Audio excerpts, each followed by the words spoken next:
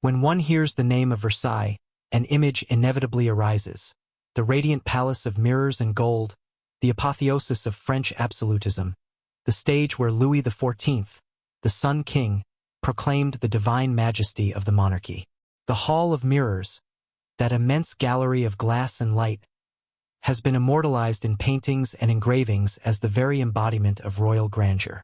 The tourists who walk its marble floors today feel only the echo of splendor, imagining the rustle of silk gowns, the glitter of diamonds, the weight of courtly etiquette. But beneath this magnificent facade, there were whispers. Whispers that contemporaries did not dare to record openly, that the official chronicles of the Bourbon dynasty never mentioned, and that many historians even now prefer to treat with silence. For Versailles was not only the theater of political rituals and majestic ceremonies. It was also the stage of hidden games, conspiracies, and nocturnal gatherings that contradicted the very image of sacred monarchy. And at the center of these nocturnal mysteries was the figure of Louis XV, the king who followed the Sun King, the monarch who inherited the palace of his great-grandfather and transformed its golden chambers into something entirely different. The truth that every educated viewer already knows, and that I must state at once, is that Louis XV, unlike Louis XIV, was no builder of empires. His reign is remembered less for glory on the battlefield and more for decline, corruption, and decadence. Where the Sun King personified power, Louis XV personified indulgence. His private life was not only the subject of malicious pamphlets in Parisian streets, but also the scandal that corroded the very prestige of the monarchy. From the celebrated courtesan Madame de Pompadour to the notorious Parquet aux serfs, the king's reputation was entangled in the stories of mistresses, clandestine affairs, and libertine experiments that scandalized Europe. But here lies the hidden truth. What the public thought it knew was but the surface. The reality of Versailles during the reign of Louis XV was darker, stranger, and far more unsettling. The Hall of Mirrors, that dazzling gallery where ambassadors once trembled before the Sun King, became, according to scattered testimonies, a stage for secret orgiastic ceremonies, where politics intertwined with lust, and where the fragile borders between power, sin, and conspiracy dissolved. Imagine for a moment the setting. The mirrors reflecting thousands of flickering candles, the marble statues casting distorted shadows, the polished parquet resounding with masked footsteps. It is here, in the very heart of royal ceremonial life, that the veil of propriety was at times torn away, and behind it appeared scenes that the official Versailles never wished to admit. How do we know this? The fragments are scattered. Secret police reports of the time, private letters of courtiers, memoirs written in exile, and above all, the forbidden literature circulating clandestinely in Paris. These sources, when read together, paint a mosaic that reveals a Versailles not only of elegance and rational enlightenment, but also of libertine cults, masked orgies, and clandestine brotherhoods that gathered under the shadow of absolute monarchy. Louis XV, who was called the Well-Beloved in his youth, became, by the end of his reign, the most hated. His subjects saw in him not a father of the nation, but a man enslaved by passions. Yet the official story, told in schoolbooks and sober biographies, softens what truly occurred. For in reality, the royal palace was transformed into a place where desire and secrecy reigned with as much power as the crown itself. And this is where our journey begins. In the first part of this investigation, we shall peel back the golden facade of Versailles and look into the mechanisms that allowed such double life to exist. We shall examine how the most brilliant court of Europe became, in its hidden chambers, the site of conspiratorial pleasures. We shall listen to the voices of those who hinted at orgies in the Hall of Mirrors not as vulgar fantasies, but as part of a political and cultural system that fed on secrecy. For it was in the nocturnal debauchery of Versailles that alliances were forged, blackmail was prepared, and truths were concealed that could have shattered the monarchy long before the Revolution. One must understand that Louis XV was no mere libertine. His passion for women was not only personal, it was political. The king's relationships, carefully managed or secretly orchestrated, became a web in which ministers, nobles, and courtiers were entangled. Each mistress was not only a partner in pleasure, but also a node of influence, a channel through which petitions and favors passed. Versailles itself was transformed into a palace where love affairs became instruments of power. But some of these affairs crossed a line. Some passed into the realm of ritualized secrecy, of masked assemblies where more than simple seduction was at play. Here we enter the domain of conspiracies.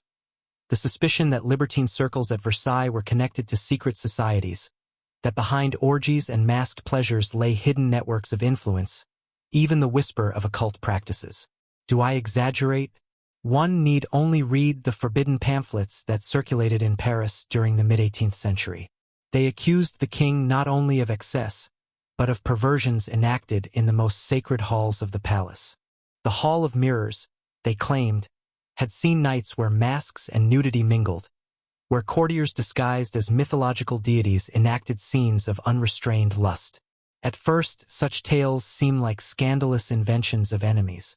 Yet, when compared to police reports on clandestine gatherings, and when cross-referenced with memoirs of dismissed courtiers, the boundary between libel and reality begins to blur.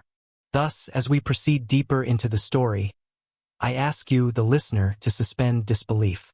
For what you are about to hear is not simply a tale of decadence, but a descent into the hidden world of Versailles, where the official and the secret existed side by side, where the mirrors reflected not only light and beauty, but also shadows, masks, and sins. The Hall of Mirrors, by day, was the theater of grandeur. Diplomats marched across its length, musicians filled it with triumphant fanfares, and courtiers maneuvered through intricate rituals of etiquette.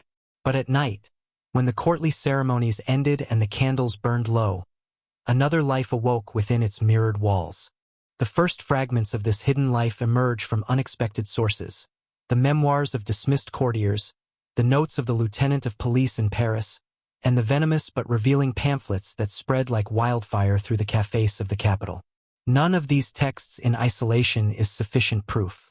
But when read together, they outline a disturbing pattern that Versailles, under Louis XV, became the host of nocturnal gatherings that blurred the line between courtly intrigue and unbridled orgy. Let us begin with Madame de Pompadour. Officially, she was the king's maîtresse en titre, his declared favorite, and for a time she even wielded political influence equal to that of ministers. She was intelligent, cultured, and ambitious, but she also understood something essential about Louis XV. His passions were not only a private matter but a dangerous weakness. To control the king's desires was to control access to his favor. Thus, her apartments in Versailles became more than boudoirs. They were gateways to influence. Petitions were whispered between caresses. Careers decided in the privacy of silk-draped chambers. Yet even Pompadour could not satisfy the endless appetite of the monarch.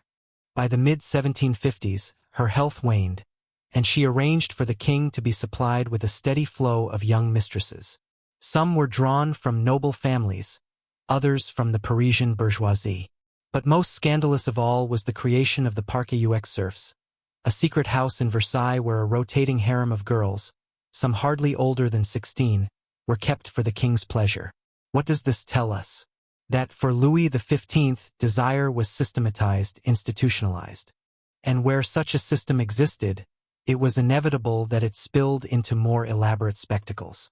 Reports from the police archives hint at masked balls and nocturnal gatherings in which the king, disguised in a domino mask, mingled freely among courtiers and courtesans. These were not the solemn masquerades known from Venice, but more private and intimate affairs, where masks fell quickly and inhibitions disappeared. Several testimonies suggest that, on rare occasions, these gatherings extended into the Hall of Mirrors itself. Imagine the scene. Dozens of candles illuminating the crystal chandeliers, their light multiplied infinitely by the mirrors, while courtiers, half disguised as mythological deities, enacted scenes of lust and abandon. It would be naive to think that such events were merely about pleasure. For in Versailles, nothing was free of politics. Each participant, each mistress, each masked guest, was part of a larger network of influence. A noble who gained the king's attention during such a gathering might secure an office or a pension. A rival, excluded from the festivities, might find himself politically ruined. The orgy, in this sense, became a tool of conspiracy, a theater in which alliances were forged not with contracts, but with bodies.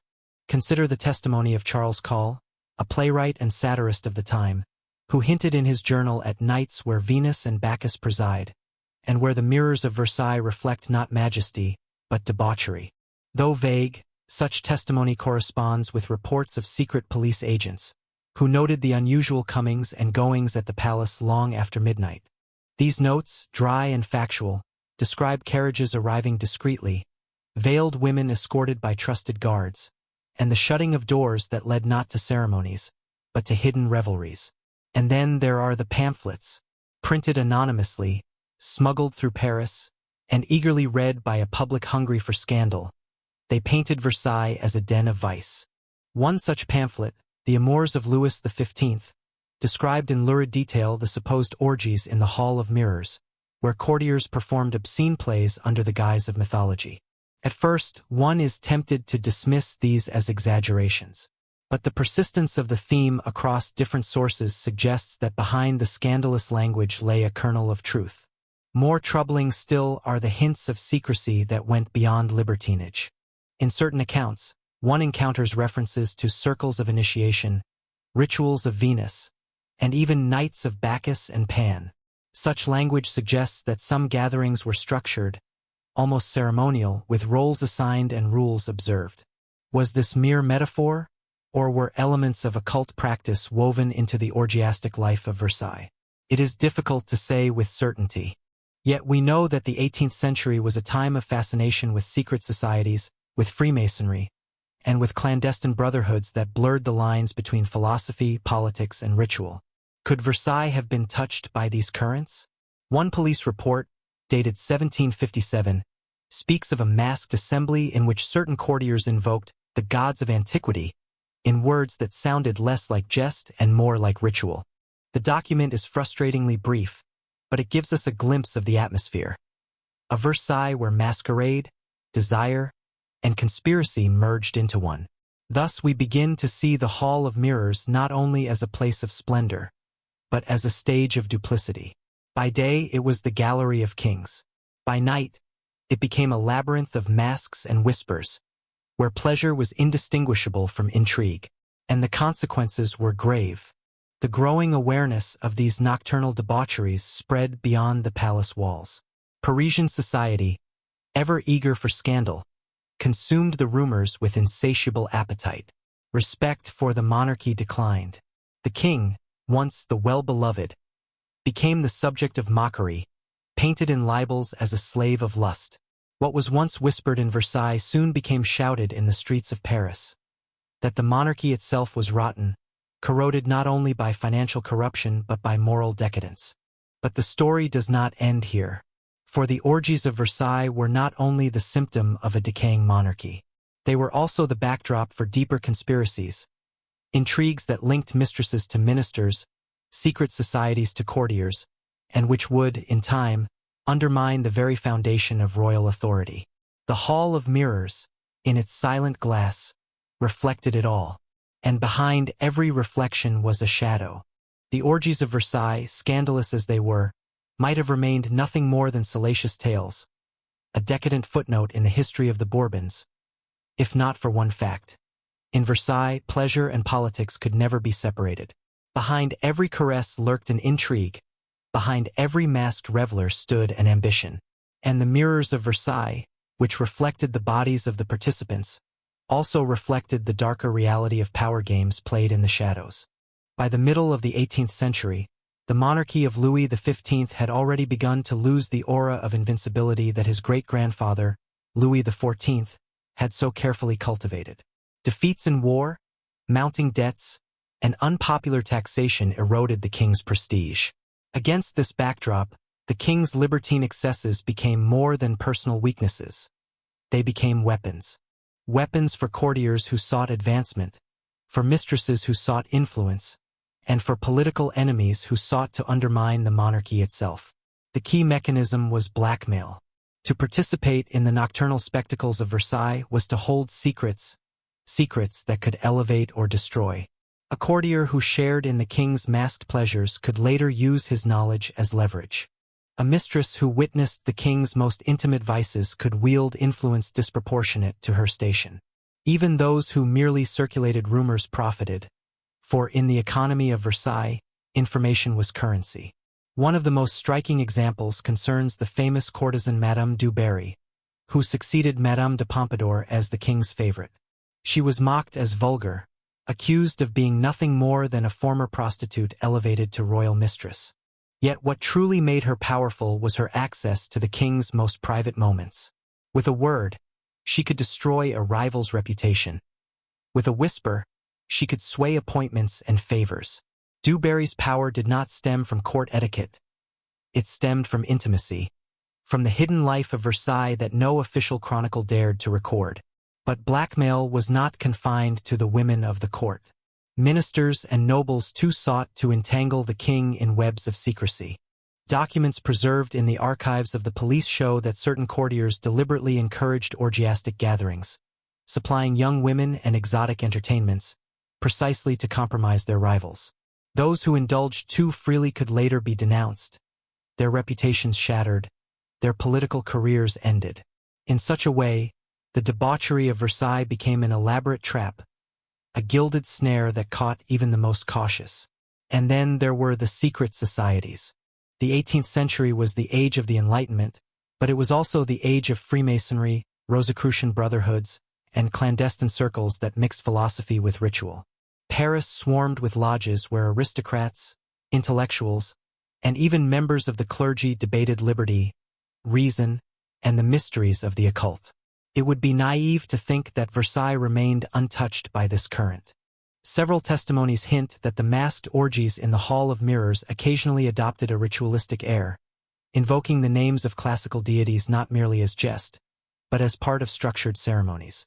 Some describe courtiers dressed as Venus, Bacchus, or Pan, enacting symbolic plays of desire. Others suggest that these gatherings were influenced by Masonic rites, blending sensuality with secret oaths. To what extent this was true is impossible to prove, but the echoes are unmistakable. What is certain is that the libertine culture of Versailles overlapped with circles that harbored political dissent. Behind the laughter and the masquerades lurked discussions of philosophy, satire of the clergy, and quiet challenges to the monarchy's authority. For some participants, the orgy was not merely a release of passion. It was a rehearsal for rebellion, a way to invert the sacred order of society, if only for a night. The police, ever vigilant, took note. Reports mention names of nobles and high officials frequenting assemblies of indecent liberty. Some were reprimanded quietly, others discreetly removed from positions of power.